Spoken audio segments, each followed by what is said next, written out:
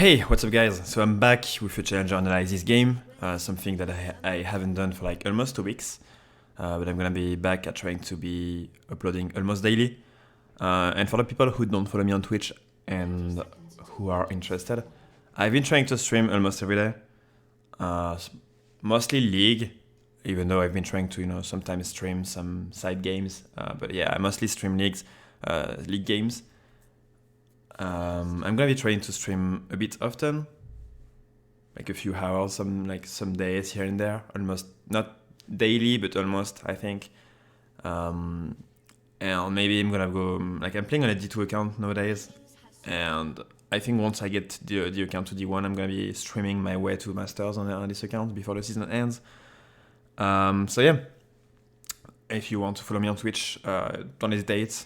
That would be nice. That would be nice. I'm trying to be streaming consistently again. Something that I haven't really done much the past few years, even though I used to stream a lot in 2019. But it's something really hard for me. But I need to get back to it and try really hard on the grind. So let's go. Anyway, I picked one of Build's game. It's against Pantheon. That's a champion I haven't seen top lane in so long. I don't even know how. I'm gonna be honest with you guys, I don't even know how the matchup works anymore, because I used to play against Pantheon a lot, like years ago when he used to be meta top lane, but now I'm like, I haven't seen this champion in so long in the top lane that I'm basically clueless about how this matchup goes.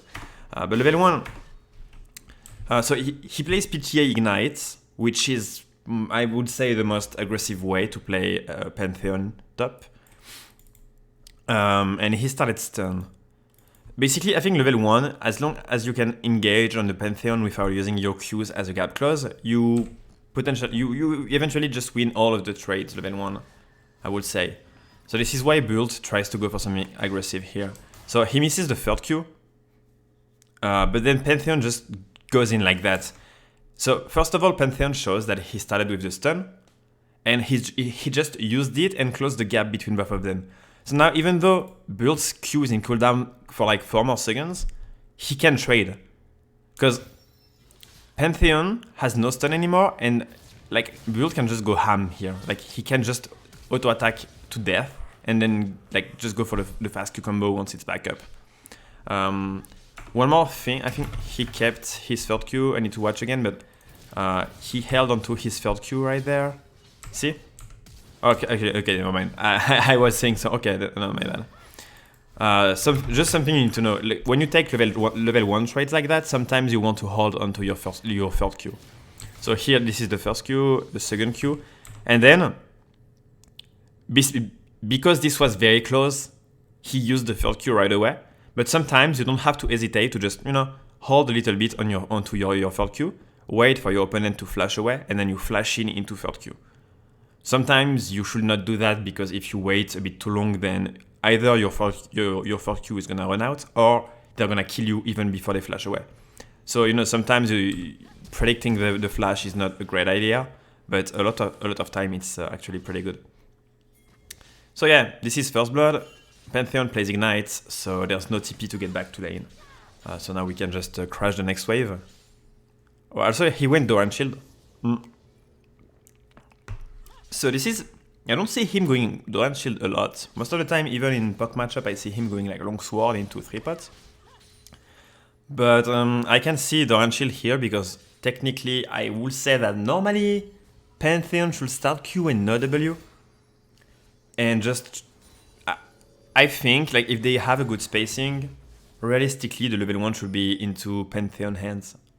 Like he should be able to just deny you from walking up to close. And should never be in range for you to engage on them without having to burn your Qs as a gap close. Obviously, like I said, this is one of the rare matchups that I don't really know anymore. So I'm not really sure how it goes nowadays. But if that haven't changed a lot, you should not be able to trade against Pantheon if he spaces well level 1, and you should be taking a lot of damage from the Qs. And then he should get level 2 first and engage with maybe like with a stun and proc the PTA, and then with the Ignite and Q just burst you down, as long as you're not level 2 as well. So I'm mostly just gonna, look at what build does rather than explain the matchup. Because, like I said, this is actually something I'm not really sure about nowadays. So I just want to look at what build does and try to explain what he does and why, rather than predict what he's gonna do. Because this matchup is really interesting to me. But if that hasn't changed a lot, Pantheon should not really be killable until level 6 if he plays the matchup properly. And by playing the matchup properly, I mean having like decent spacing and using his spells correctly. Because technically it's a matchup in which you should basically not be able to all in without having to use your 3 Qs to gap close. But if you gap close with your Qs, then you should not be able to trade, right? And he has the potential to deny some of your bursts, like to delay some of your bursts with his, I think it's his E.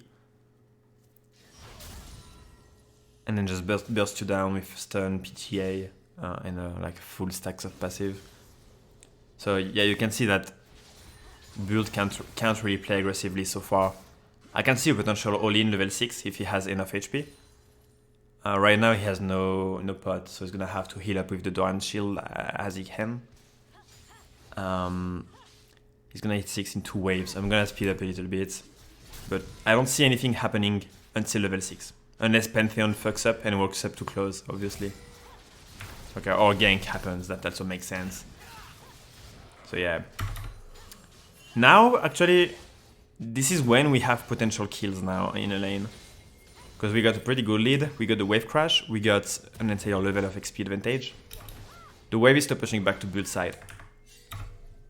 So I could see a potential all-in level 6. Okay, so Pantheon went mid.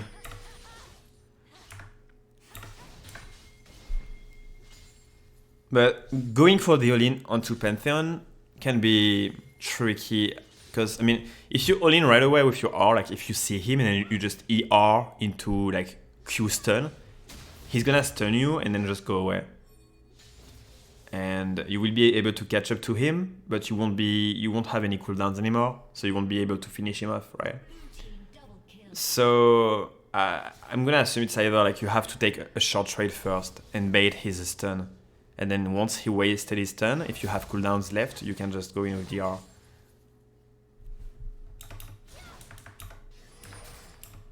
Yeah, as you can see, he can't really play with too much like aggression. He's staying back. To me, it almost looks like he's playing against, Fiora or Irelia in a way that it's a champion that you should be really careful when you're playing against and your wave is pushed almost under the tower. It's basically whoever has the wave control and the slow push going on, I mean, going back to their side, is the one winning.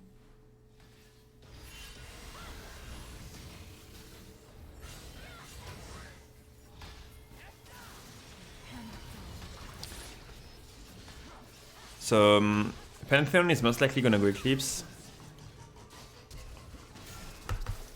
and it seems like Build could be looking for God Drinker, but I've seen him building Divine Thunderer a lot in his past few games.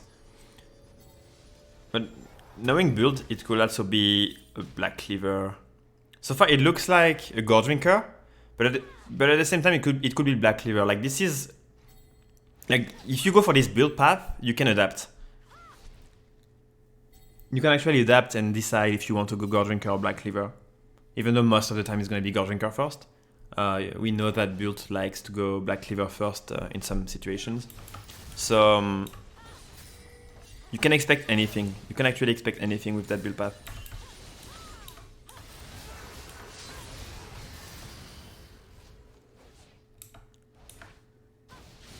Yeah, I don't think there's gonna be much going on in lane anyway. It's not a matchup in which you can really look for kills.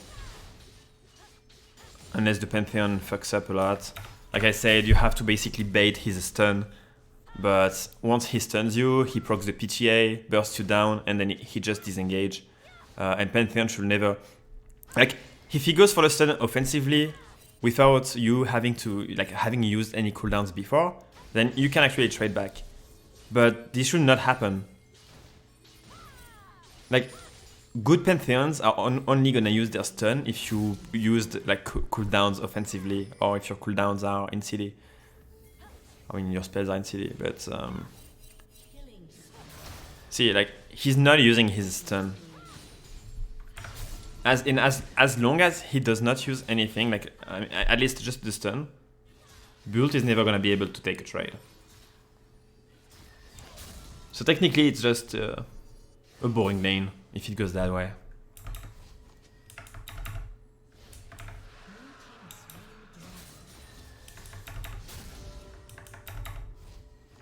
I'm gonna speed up, but yeah, I don't think we're gonna see a lot going on in this laning phase. Even though Bult is ahead right now, I would say that, I mean, by not a lot, but like still. He's a few hundred gold ahead. I would say maybe 300. Yeah, 400 actually. Almost 5.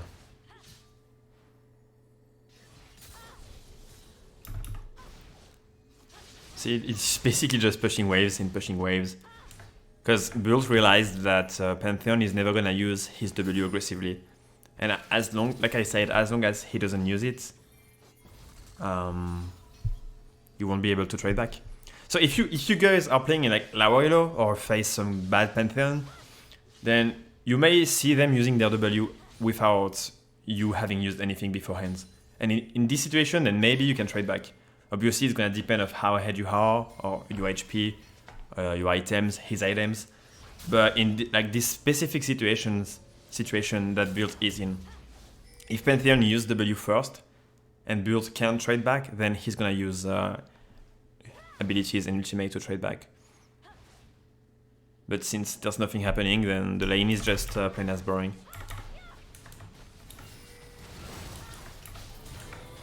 I'm still gonna upload this game. I mean, this game is...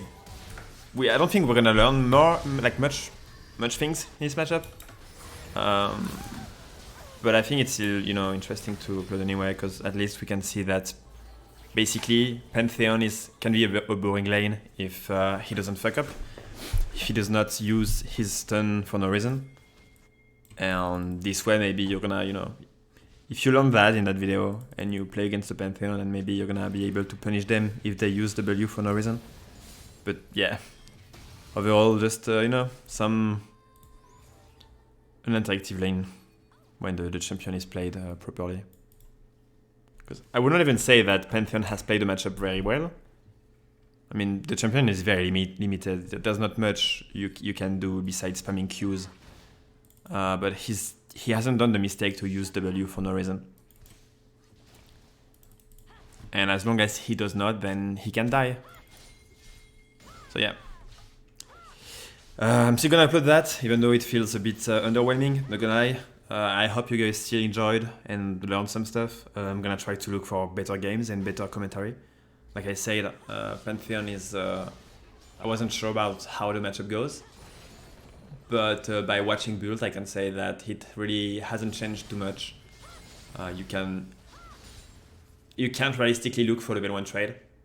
It happened this game because Pantheon used W on him, so he was able to go for a trade, right? Level 1, technically they should start Q and just have a good spacing, spam their Qs, and never let you engage on them without having to burn everything to get close.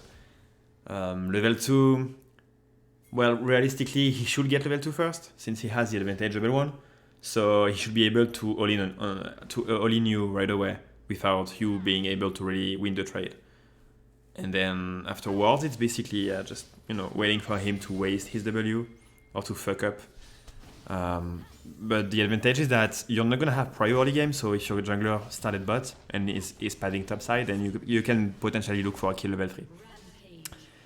And then level 6, you have to always spam when he's missing, so your team does not die to his ultimate. Always, it's basically like playing against Queen. he's missing, and just spamming to be careful on the map, and spamming like Pantheon alive so your teammates remember. Also do the same against Shen. Like whenever you see that your teammates start playing aggressively, just spam to be careful, and spam ping that Shen is alive, just so they know that he can press R. But yeah, hope you guys still enjoy that video, even though like, I'm not gonna lie, I feel kind of bad about this one, but I'm still gonna upload it. But yeah, hopefully I get some better matchup or some better games to analyze for the next one. Most likely gonna be uploading one tomorrow or the day after. Maybe the day after, because I have something to work on. I'm gonna announce something on Twitter, most likely today or tomorrow. Something big, for me at least. So yeah, I'm not sure I'm gonna have time tomorrow, but we'll see.